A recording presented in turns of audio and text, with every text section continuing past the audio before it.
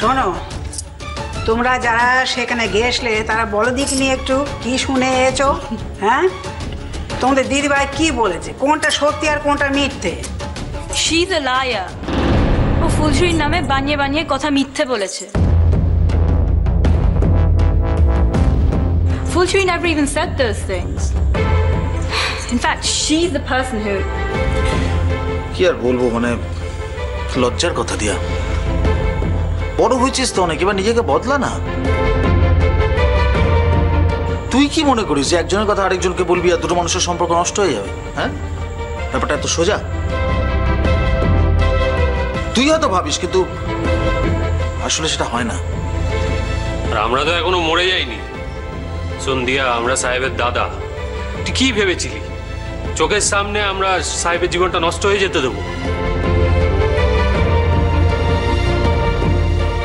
সন্ধ্যা, ফুলঝুরিকে যখন আমরা একবার বোন বলে ডেকেছি, তখন সাহেব তার সাথে সম্পর্ক রাখুক আর না রাখুক, আমরা যে তার সাথে সম্পর্ক রাখবো এটা ঠিক বুঝতে পারিনি, তাই তো?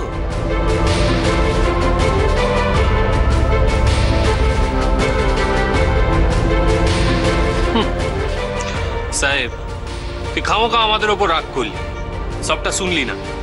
সবটা শুনলে বুঝতে পারতিস আমরা গেছিলুম বলে রক্ষে, নইলে কোথাকার জল কোথায় গড়িয়ে যেত কে জানে।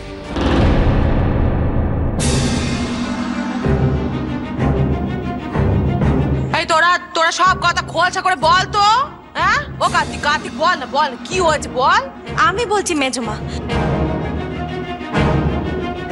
ওই সেদিন রাস্তাতে নতুন বউর সঙ্গে দেয়ার দেখা হয়েছিল।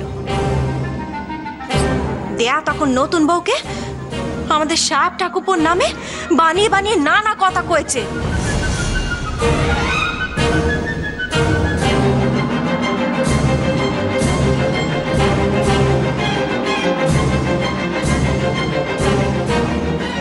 কি বলেছিস তুই আমার নামে? কি আশ্চর্য, আমি আবার কি বলেছি?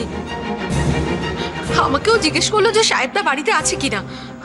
আমি বললাম হ্যাঁ তুমি বাড়িতেই আছো, তোমার বিলেত থেকে একজন বান্ধবী এসেছে, তুমি তাকে বাংলা শেখাচ্ছ।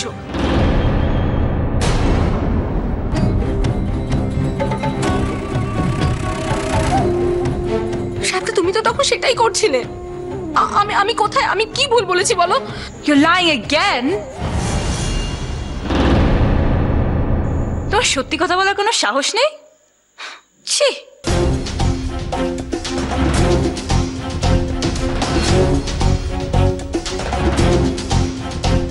দেওরাখানা আমার কাছে পরিষ্কার হয়নি কো।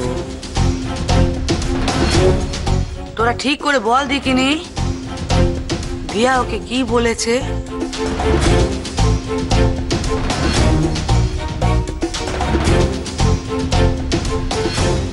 এমন কিছু বলেছে যার জন্য সেই দিন ফলগুলো এনে ছুঁড়ে ফেলে দিয়ে গেছে, সকলের সঙ্গে খারাপ ব্যবহার করেছে, সাহেবকে অপমান করেছে, এমন কিছু বলেছে।